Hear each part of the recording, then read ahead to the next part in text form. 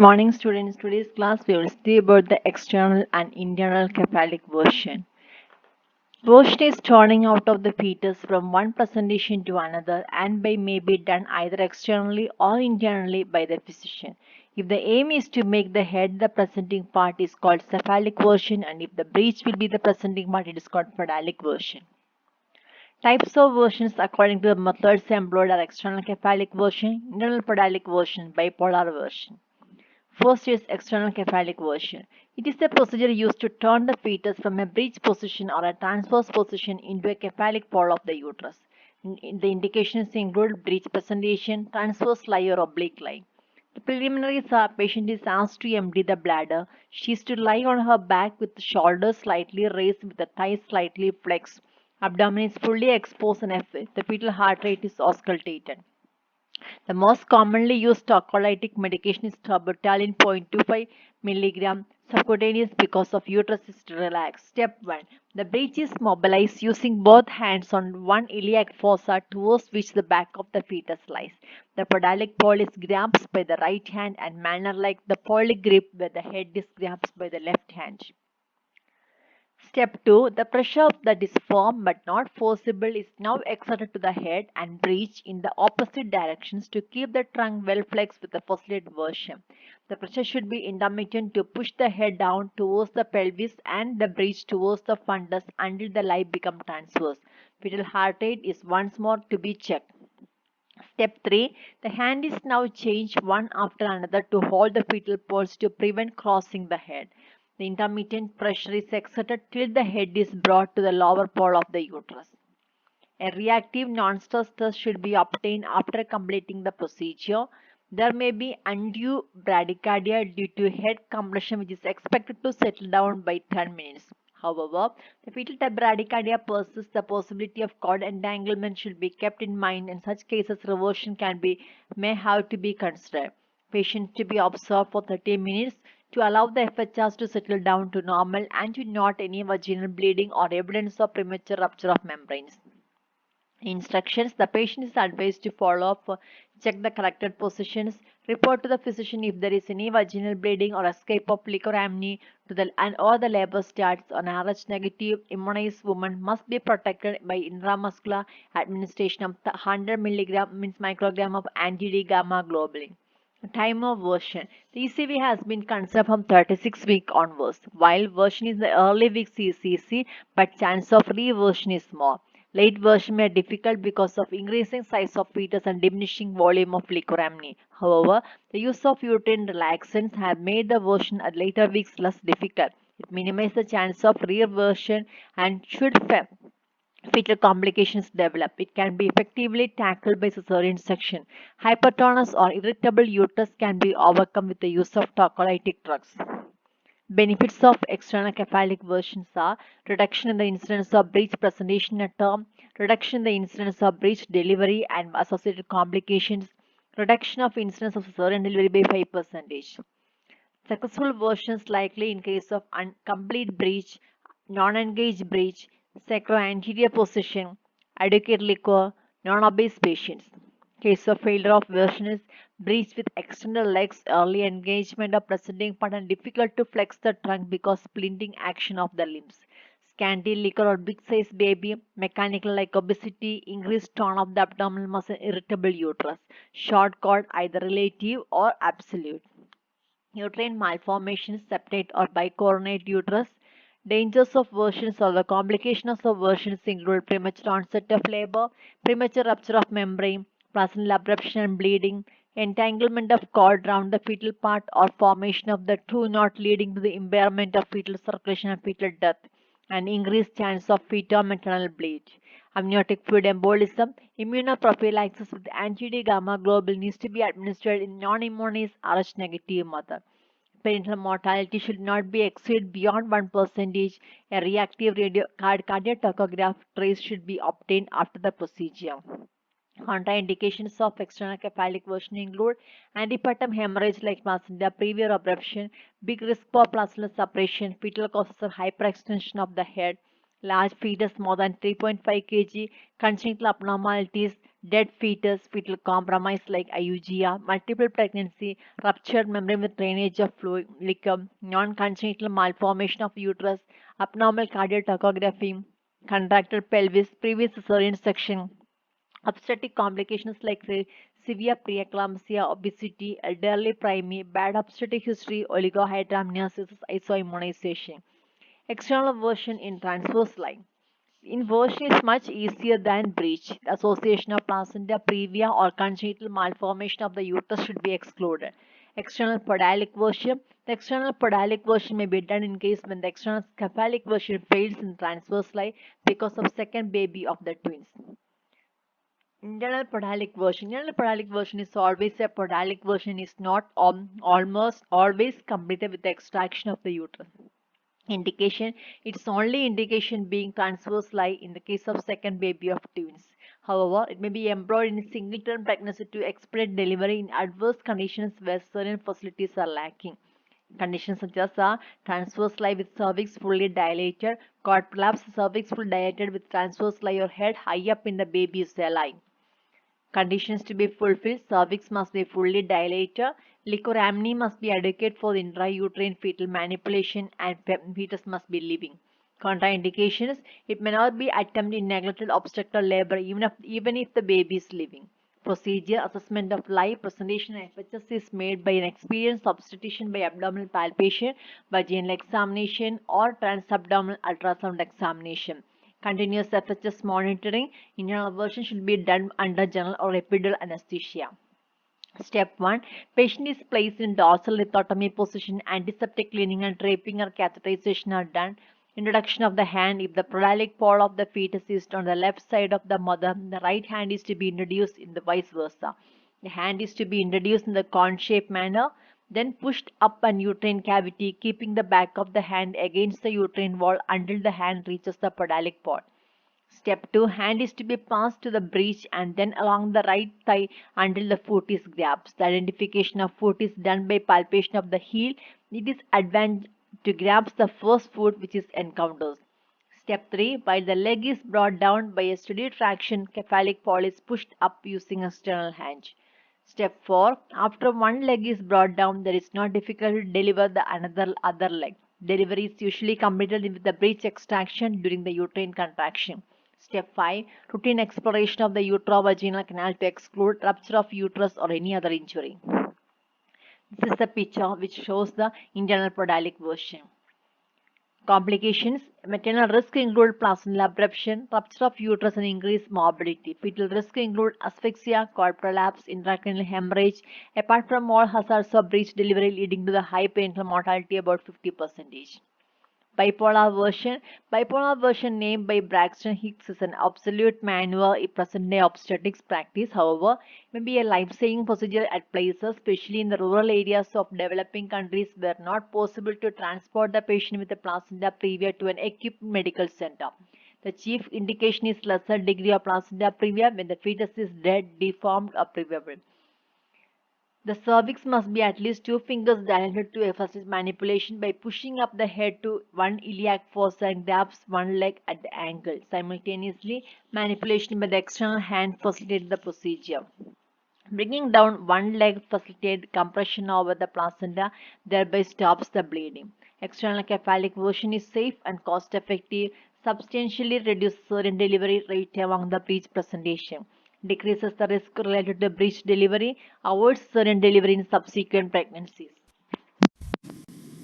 It is remarkable that, for all the sophistication of modern obstetric practice, uncertainty should persist concerning the management of as fundamental a problem as breech presentation, particularly with respect to external cephalic version, ECV. This program will focus on information available for guiding clinical decisions and practical aspects of the procedure.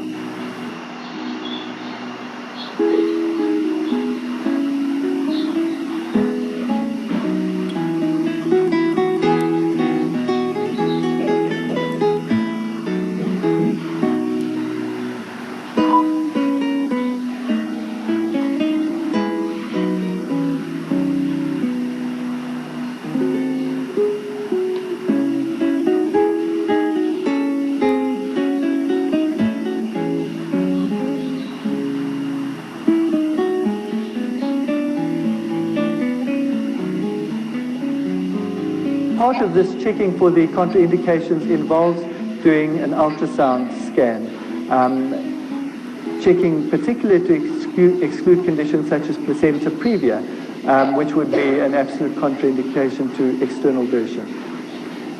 Then we need to confirm that the fetus is in good condition by running a non-stress test, a cardiotocograph tracing, and confirming that we have a reactive pattern. During the procedure, we auscultate about every 2 minutes to check that there is no slowing of the fetal heart. And if slowing of the fetal heart is heard, then we stop the procedure, wait, allow the mother to relax before trying again. And we also try to limit the duration of pressure on the uterus to 5 minutes at any given time. And if we are unsuccessful within 5 minutes, then we stop and leave the mother to rest for a few minutes, check the fetal heart, and then try again. We will now view 2 external cephalic version procedures. This is Ruth's first baby, and she's 39 weeks pregnant and in very early labor. And the problem which presents is that she has a persistent breech presentation. It's a frank breech presentation, the baby's back being on her right. We've discussed the options and decided together with her to attempt external version to improve her chances of a normal delivery and avoiding cesarean section. We've done an ultrasound to confirm the position of the baby and that there's no cord around the baby's neck and that there's no placenta previa. We're now running a non-stress test to ensure that the baby is in good condition prior to attempting external version, and this has shown a reactive pattern. We've positioned Ruth on a narrow examination couch and with her back supported with a pillow against the wall so that she's tilted at about 30 to 45 degrees to her right. And the first step is going to be to attempt to relax the uterus with hexaprenaline. So Ruth, I'm just going to give this injection through the needle that we put in before.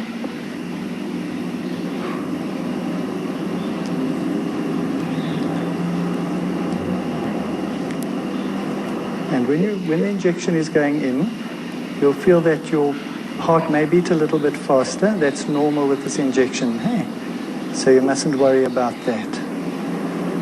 We have hexaprenaline 10 micrograms drawn up, and we'll give somewhere between 5 and 10 micrograms, very slowly, depending on the response. If the pulse rate goes above 120, then we'll stop the injection. Now the main thing, Ruth, is to keep your muscles very, very soft. Just relax as well as you can. Hey, just keep relaxed. Don't move yourself. Just keep very well relaxed.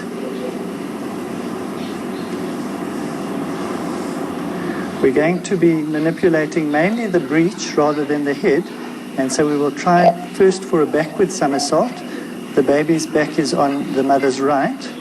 And the most important aspect is to try to get the breech out of the pelvis. And to do this, we need to get 8 fingers of both hands quite deeply in, above the symphysis pubis, and then very gently lift the breech out of the pelvis. That's very good, Ruth. You just relax all your muscles. Keep well relaxed. That's very good. Once the breech is out of the pelvis, we hold it firmly with the left hand and sit down and then steadily and firmly push the breech away from the pelvis and towards the mother's left side.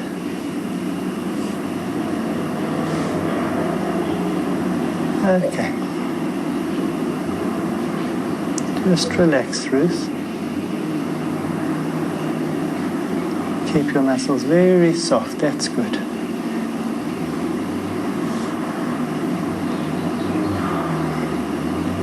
As the breech moves up, we can gently see whether the head will come down. Sometimes a little bit of backwards and forwards movement between the 2 hands.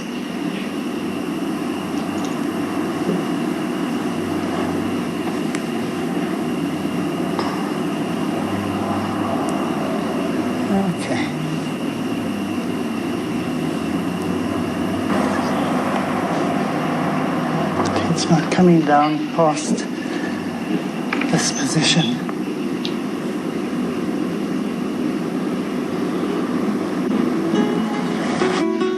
To attempt a forward somersault, the patient is turned head to toe on the couch so that the operator is on her left side, the baby's back being on her right side nearest the wall.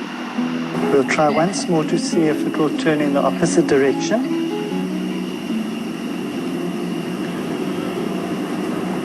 If you just keep yourself nicely relaxed the way you have been doing, that's very good.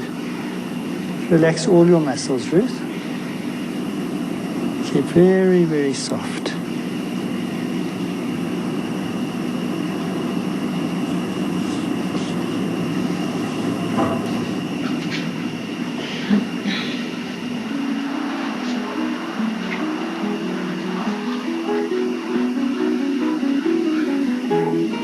For a forward somersault, more pressure can be applied to the head with the right hand to maintain flexion of the baby.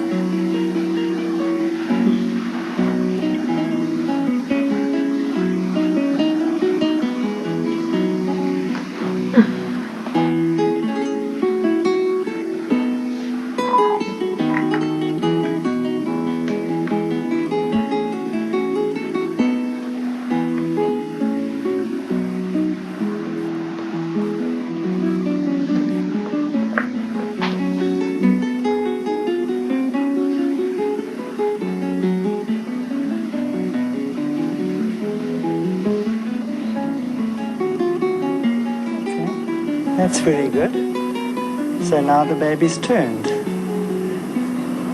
The head's down here. Baby's bottom's up here.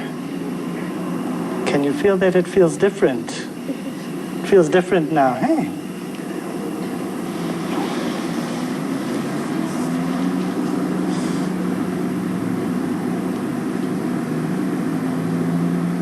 And the baby's heartbeat is fine.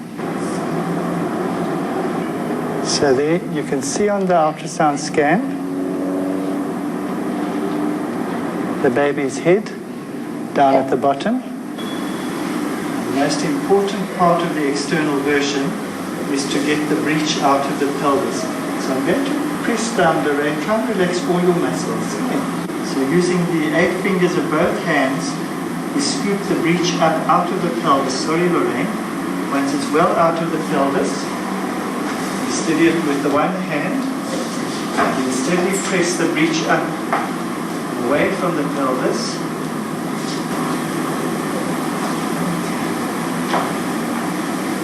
While guiding the head downwards with the other hand.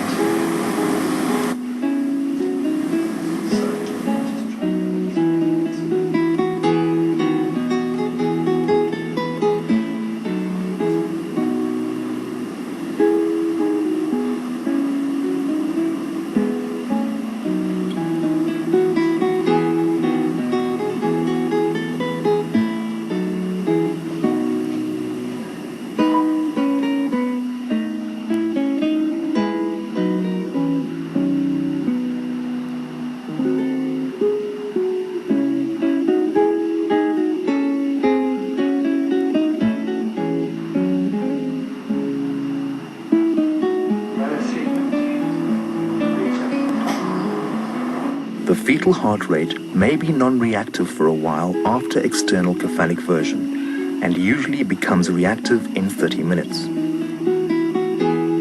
Ultrasound may be used to confirm the cephalic presentation at the end of the procedure.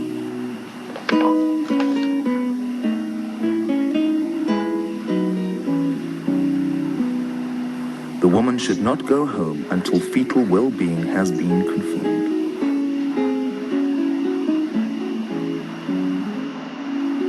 Should ECV be attempted during labor? Theoretically, labor is an ideal time to undertake external cephalic version. Firstly, one has waited as long as possible for spontaneous version to take place. Secondly, if the version is successful, one is able to then monitor the baby's condition continually until delivery. And thirdly, if one is dealing with a woman in whom, for one or other reason, vaginal breech delivery is considered not advisable, then the external version attempt can actually be made in theatre, and if it's unsuccessful, one can go straight on to caesarean section at that time. And in these ways, one can absolutely minimize the risks of the procedure to the baby. The only disadvantage of waiting till the onset of labor before attempting external cephalic version is that the membranes may rupture prior to one's attempt, and it has been shown that once membranes have ruptured, attempts at external cephalic version are uniformly unsuccessful. Nevertheless, if one is faced with a situation of a woman in labor with a breech presentation where there are no contraindications to external cephalic version, where the membranes are still intact, one series of such cases has shown that the success rate is very similar to the success rate achieved with external cephalic version prior to the onset of labor. Obviously in labor one will virtually always use a tocolytic to stop contractions for the duration of the procedure. So external cephalic version during labor is something which should be kept in mind as a very useful procedure when the need for it arises. Is there a use for ECV in primary care settings? Up until now, we've discussed external cephalic version in a situation where one has access to facilities such as ultrasound, cardiotocography. What about women in areas where we don't have these modern facilities?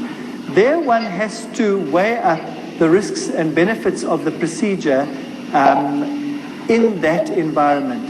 And it seems likely that with careful clinical assessment of the situation, the risks of external cephalic version without being able to check with ultrasound and with cardiotocography, but simply doing a clinical evaluation and asking the mother about fetal movements as an indication of fetal well-being. The risks of the procedure might be slightly increased, but on the other hand, the risks of persistent breech presentation in a situation where there are not good medical facilities is probably increased even more. And it would seem that the balance of benefit